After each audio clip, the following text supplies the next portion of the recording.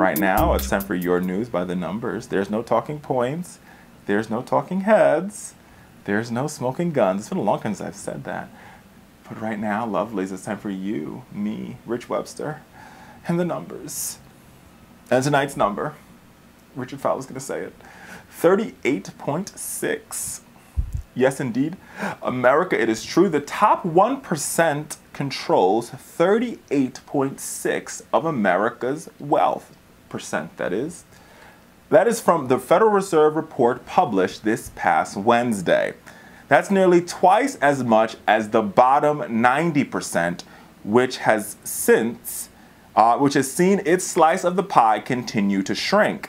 The bottom 90% of families now hold just 22.8% of wealth, down about a third in 1989 when the Fed started tracking this measure. The number paints a stark picture of inequality problems sort of pillaging the country and the ability of politicians like Donald Trump and Senator Bernie Sanders to attract voters by arguing that the system is rigged in favor of the rich. Even the Feds acknowledged in the report the distribution of wealth has grown increasingly unequally in recent years. What do you have to say about that, Rich?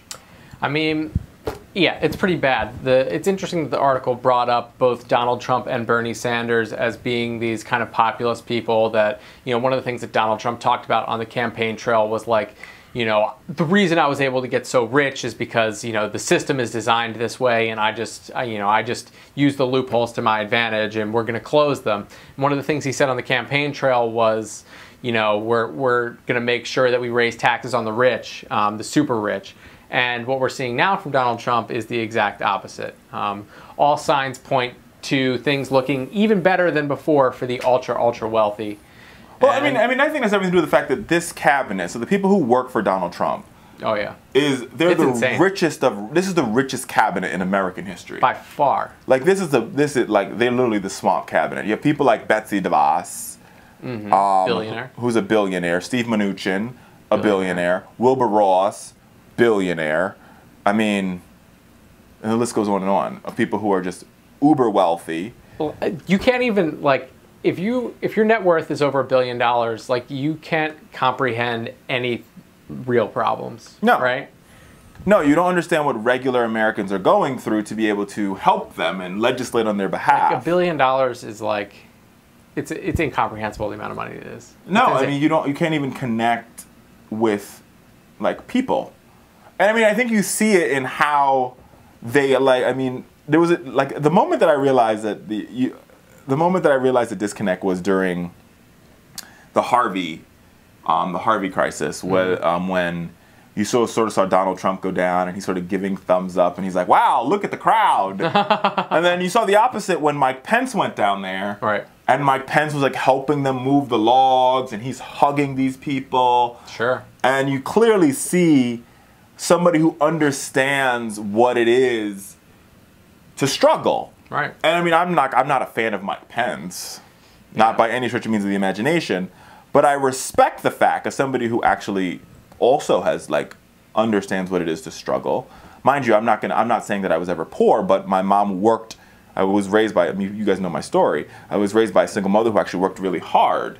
And so I get what hard work means. Right. And I wasn't born with a silver spoon in my mouth. So there's a distinction that Donald Trump or Betsy DeVos. He only had a small $1 million loan, Richard. Fair. The tiniest $1 million loan. That's fair. But like you watch that and then you take the opposite. So Betsy DeVos goes on a school visit. Right. And like she can't even, Betsy DeVos interacting with poor kids is by far the weirdest thing to watch. Because she doesn't even, when the kids come up to her, she doesn't even know how to respond to them. She's like, oh my Lord, look, it's black children coming up to me. I'm allergic. Oh, it's disturbing, right? So, I mean, where did this all come from? We take it back and we think about something like trickle-down economics, right? The idea that if you infuse the wealthiest people in the country, they'll create jobs and prosperity will trickle down to the middle and the lower class. Obviously, that hasn't been the case. What we've seen over and over again from people that are exceedingly wealthy, that they call the 1%, is that when you give them more money, they just invest it, they save it, And that's how they continue to get richer, because they can just live off the dividends from their stock investments. They can live off the interest from their bank account. And there's no incentive to create jobs after a certain point. That's true. And there's a hidden gem in this report was this. The good news is that the middle class just enjoyed its biggest 2-year rise in decades. Median household incomes ticked up by 3.2% last year, followed by 5.2% jump in 2015, according to the Census Bureau. And so that's what you're seeing. Like when you look at the stock numbers and you look at all these indicators, like, you know, home buying numbers are up. And Donald Trump is out there saying like, oh, look, all these numbers are up. Look at me. The second I got into office, everything happened. And I mean, as somebody who studied economics, and I'm a student of economics to this day, I tell people all the time, like, don't be fooled by Donald Trump, and don't be fooled by this ideal that, you know, every presidency exists in a vacuum. Right. Every presidency exists because of the previous presidency and how they ran the economy. So, and that goes for both parties. So I think that Bill Clinton benefited from Ronald Reagan's harsh tax policies. Like Ronald Reagan slashed and burned tax policies in the 80s. And because of that, and then George Bush raised taxes in the early 90s, and Bill Clinton... George Bush spent a ton of money and raised taxes. And Bill Clinton benefited from that in the mid-90s. The tech boom was sort of created because of the deregulation.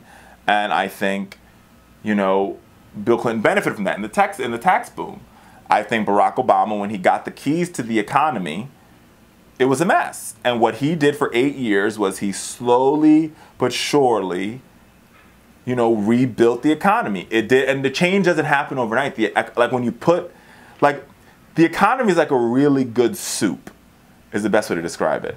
And you know, anybody who's a good cook or a good chef will tell you, it takes hours to make a good soup because you got to cook. All the ingredients of the soup have got to cook their way into it.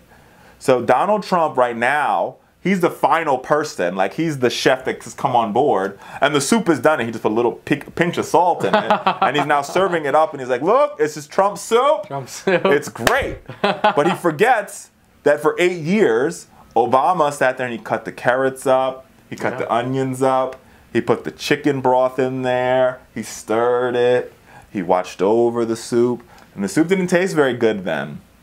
There was raw chicken in it. You couldn't really eat the soup at that particular point in time. And so now he's benefiting from some really good soup that he's serving out as the Donald Trump special. Yeah, just wait until Donald has to make his batch. Exactly. And when Donald Trump makes his soup, it's going to be a show. It's going to be toilet water. It's going to be spectacle.